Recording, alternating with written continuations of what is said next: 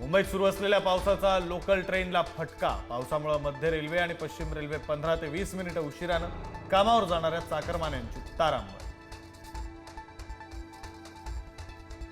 मुंबई, ठाणे, कल्याण, डोंबिवली, नवी मुंबई, रायगड, पालघर आणि भिवंडीमध्ये आज शाळा आणि कॉलेजांना सुट्टी जाहीर। मुसळधार पावसामुळे प्रशासनाकडून खबरदारी। मुंबई विद्यापीठाच्या आज होणाऱ्या परीक्षा पावसानं रद्द। विद्यापीठाशी संलग्न असलेल्या एकूण 32 परीक्षा पुढे ढकलल्या। मुंबईसह परिसराला मुसळधार पावसाचा इशारा। ठाण्यात सलग दुसऱ्या दिवशी पावसाची संततधार। वंदना डेपो परिसरात साचलं गुडघाभर पाणी। स्टेशन रोड, मुख्य बाजारपेठेला तलावाचं स्वरूप। कळव्यात प्रवाशांचा रेल्वे ट्रॅकवरून प्रवास। मुंबईत रात्रीपासून पावसाची संततधार। वाशी, सानपाडा, कोपरखैराणे, नेरूळ, खारघरला पावसानं झोडपलं। एपीएमसीत भाजीपाला फेकून देण्याची वेळ। कल्याण डोंबिवलीत 4 दिवसांपासून पावसाची संततधार। पावसामुळे रस्त्यांना तलावाचं स्वरूप। अनेक भागातील रस्ते पाण्याखाली। घरांमध्ये पाणी शिरल्यानं नागरिकांचे हाल।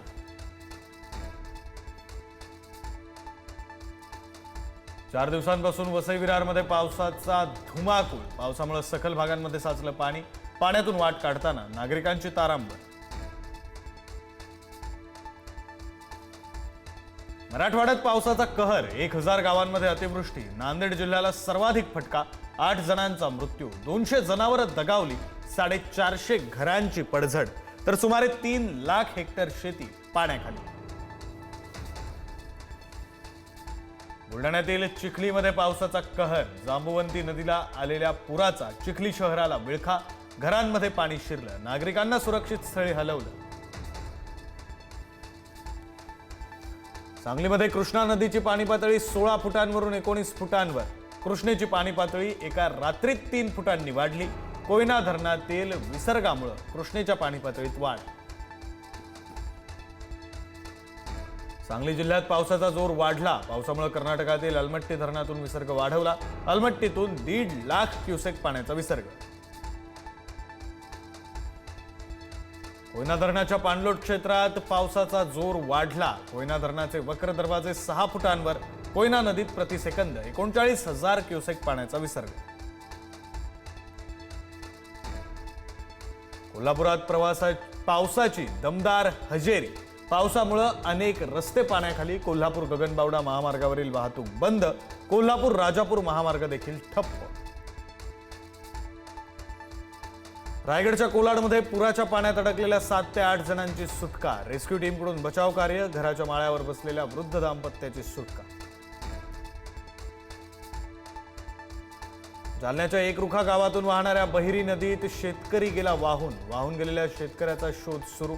शेतातून घरी जाताना पाय घसरल्यानं शेतकरी गेला वाहून। दिल्लीमध्ये यमुना नदी धोक्याच्या पातळीवर। हथिनी कुंड बॅरेजचे 18 दरवाजे उघडल्यानं पाणी पातळीत मोठी वाढ। पावसाचा जोर कायम राहिल्यास यमुना नदीला पूर येण्याची शक्यता। मुंबईतील बेस्ट पतपेढी निवडणुकीत 83.69% मतदान। आज निकाल। तर मतदानापूर्वी पैसे वाटप करण्यात आल्याचा मनसे नेते संदीप देशपांडेंचा आरोप। संजय राऊतांचं केंद्रीय गृहमंत्री अमित शहांना पत्र। मंत्री संजय शिरसाटांवरील 5,000 कोटी रुपयांच्या भ्रष्टाचाराच्या आरोपावर पत्र। घोटाळ्याची चौकशी करण्याची राऊतांची मागणी। पुणे मेट्रोच्या विस्तारीकरणाला राज्य सरकारची अंतिम मंजुरी।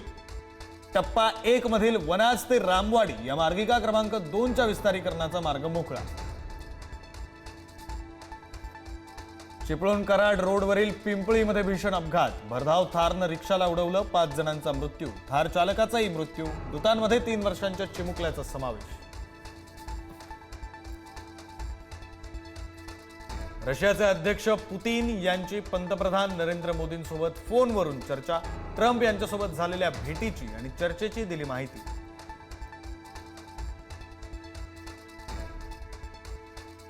ज्येष्ठ अभिनेते अच्युत पोद्दार यांचं निधन। तब्बल 125हून अधिक चित्रपटांमध्ये साकारल्या भूमिका।